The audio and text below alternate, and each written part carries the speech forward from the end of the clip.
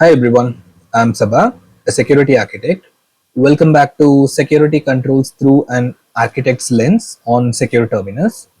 So, let me start with something I hear all the time.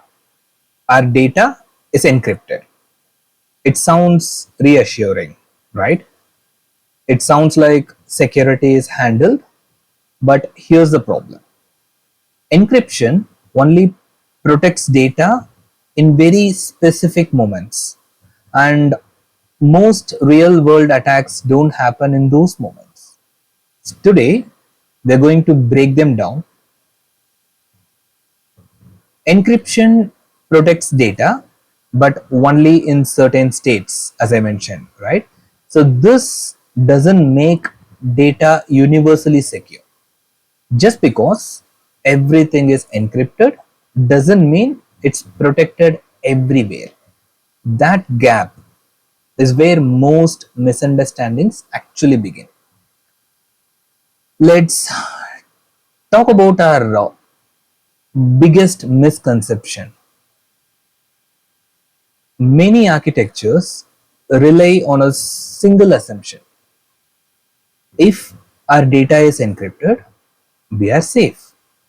But encryption is not a blanket protection, right? It works under conditions. Outside those conditions, it doesn't help. And the uncomfortable part here is most teams don't clearly understand where those conditions begin and end. So, to understand this properly, we need to look at how data exists. These are actually basics, but still, there are three states: data in transit, when it's moving across network; data at rest, when it's stored in systems, say for instance your database or any systems; and the data in use, when it's being processed by your applications.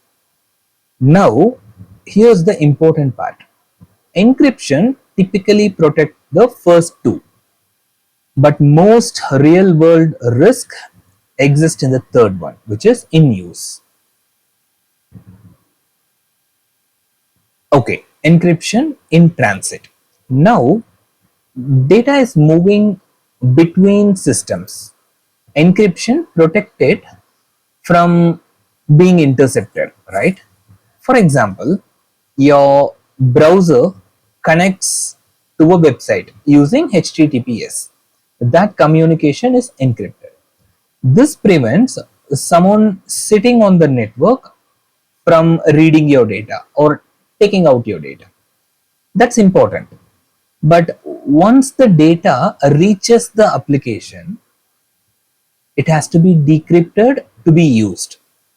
And at that point, encryption in transit is no longer protecting it. Now, let's look at data at rest. This protects data stored in your database, your disk or your backups, everywhere.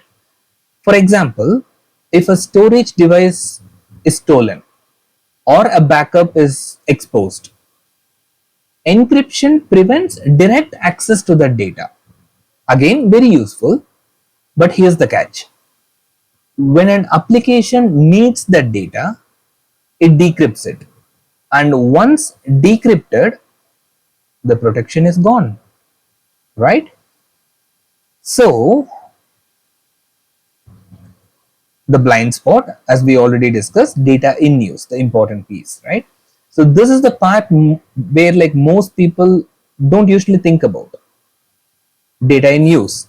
When applications process your data, it exists in memory in a readable format, means completely decrypted, right? And this is where most attacks usually happen. Let's take a simple scenario. An attacker compromises an application server. They don't need to break encryption, they don't need to decrypt anything manually. The application is already doing that for them, right? They simply access data as the system, and from outside everything will usually looks normal. So in a real environment, encryption fails not because it's weak, but because it's misunderstood. If an application server is compromised, encrypted databases don't help. If service accounts have excessive privileges and permissions, encryption doesn't stop misuse, right? It cannot. So if your access controls are completely weak, encrypted data is still accessible, no? So encryption protects against exposure, as I already mentioned. It does not protect against unauthorized access being abused, right? So encryption protects against exposure. It does not protect against authorized access being abused. Yes. Now, there are few common beliefs that don't hold up in practice. To start with, we use TLS, so data is secure end to end. Not really. It's secure only during transmission. Then I heard from people like, our database is encrypted, so the data is safe only until the application accesses it, right? And also, like, attackers cannot read encrypted data. They don't need to. If they can access it after decryption, why should they go decrypt it? So this is where architecture thinking becomes very important. Okay, so encryption is still essential. I'm not saying encryption is bad or encryption is weak. It's still essential. It protects against network interception. It protects stored data from your direct exposure. Imagine if you have it on your database, if someone is accessing that without decrypting, they cannot read it, right? So it's going to be it's going to protect your data, and it also helps meet compliance requirement in many cases, right? Because majority of the compliance, the regulations, it need encryption, and we need that. But from an architect's perspective, encryption is one layer. It's not the final layer. That's what I'm trying to say.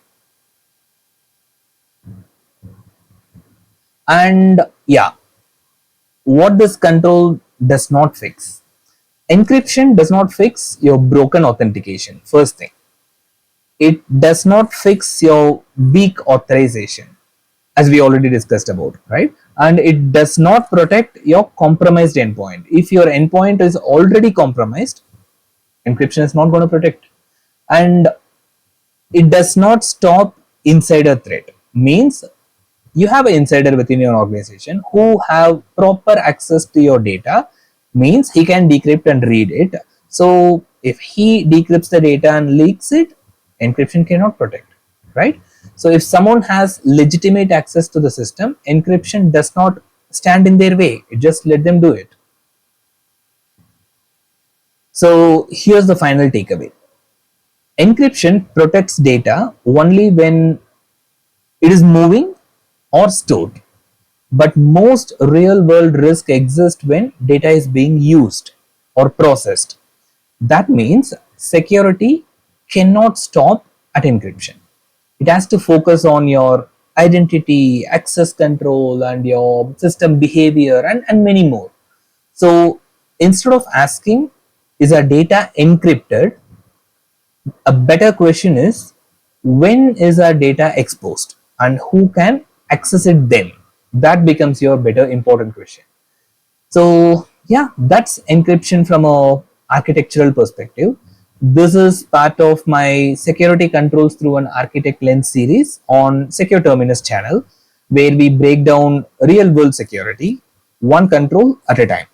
I'm Sabha, and see you in the next episode.